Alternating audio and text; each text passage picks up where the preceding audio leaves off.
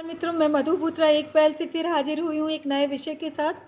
शिष्टाचार, विनम्र व्यवहार, नमस्कार, अभिवादन, ये हमारे जीवन का प्रतिबिंब है और यही हमें मानव बनाता है। ये बचपन से ही हमें इसका बीजारोपण करना चाहिए और सबसे पहली जिम्मेदारी इसकी माता पिता, इस शिष्टाचार को सिखाने की जिम्मेदारी माता पिता की है।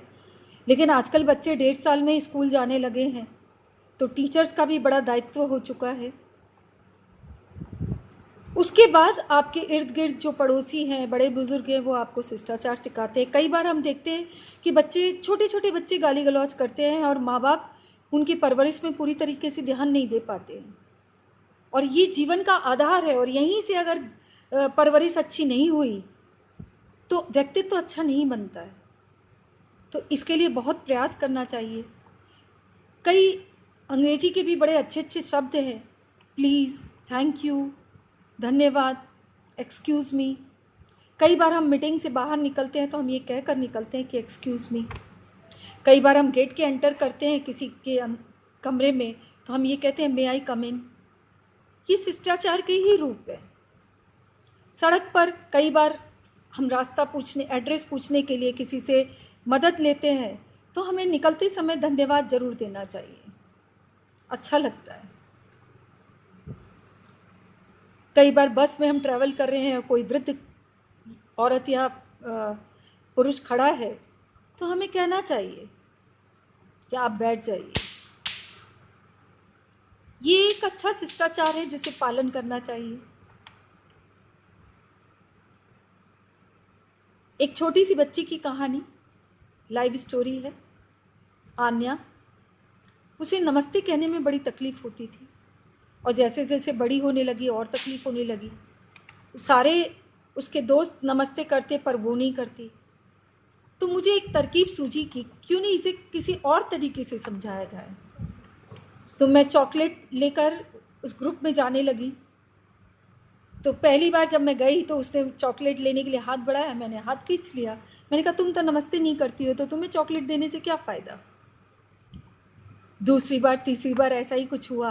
तो चौथी बार उसके फ्रेंड्स लोगों ने कहा कि अन्या नमस्ते करो ना, क्या प्रॉब्लम क्या है इससे, नमस्ते करती हो तो चॉकलेट मिलता है।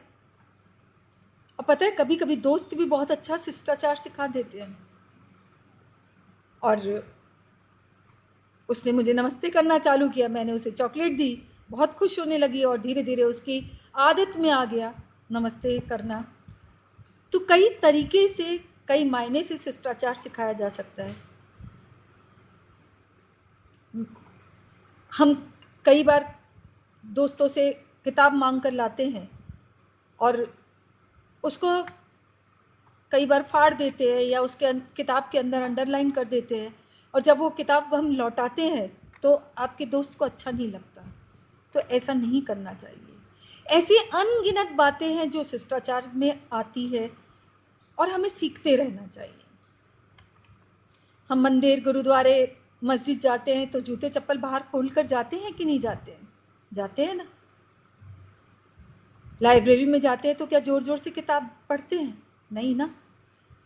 तो कई चीज़ें हैं जो आप देखते जाओ, सीखते जाओ, यही शिष्टाचार होता है और अच्छा जीवन तैयार होता है। मैंने एक रचना लिखी है, पढ़कर सुनाती हूँ।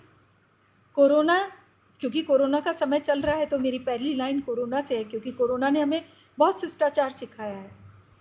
कोरोना ने सिखाया शिष्टाचार, एक दूजे को करते नमस्कार, बड़ों का सम्मान, छोटों से प्यार, यही हमारी संस्कृति और संस्कार।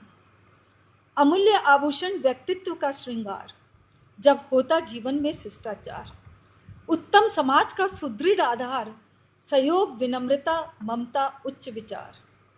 निश्चल प्रेम, सद्भावना, सद्व्यवहार, प्रथम सीख देता परिवार। इस बात को जरूर ध्यान से सुनिएगा क्योंकि पहली सीख हमारी माता पिता परिवार से शुरू होती है। निश्चल प्रेम, सद्भावना, सद्व्यवहार, प्रथम सीख देता परिवार। गुरु ज्ञान से बढ़ती नैतिकता, पल्लवित होता घर संस्कार। अनुसरण करे जो हर कोई, अच्छे आचार और विचार। शिक्षित हो या जाहिल गवार, जीवन हो जाता परिष्कार। शिष्टाचार नहीं तो शिक्षा बेकार। हम इतनी बड़ी बड़ी पढ़ाई कर लेते हैं लेकिन हमें मैनर्स ही नहीं आता, तो हमारी तो शिक्षा ही बेकार है। शिष्टाचार नहीं तो शिक्षा बेकार, बुनियादी धरातल निराधार। पशुओं समान होता मनुष्य, निरर्थक दे धरती का भार। निर्मल संयम संवेदनशील चरित्र, मानवता का ये श्रेष्ठतम गुण। दुराचार दुर्व्यवहार मिटाकर, अपनाए आचरण शिष्टतापूर्ण। इस कविता में मैंने आपको सब कुछ बता दिया है, और बहुत सारी छोटी छोटी अभी भी कुछ चीज़ें हैं जिसे हम सीखें। वाणी में संयम, किसी की बात को काट कर बोलना ये अशिष्टतापूर्ण व्यवहार है। लड़कियों को छेड़ना, किसी का मजाक उड़ाना, ऐसा नहीं होना चाहिए। हम अपने व्यवहार को शिष्टाचार बनाएं, शिष्टपूर्ण व्यवहार बनाएं। और इसी नमस्कार अभिवादन के साथ मैं मधु बुत्रा आपसे विदा लेती हूँ, और फिर हाजिर होंगी एक नए विषय के साथ, नए भाव के साथ।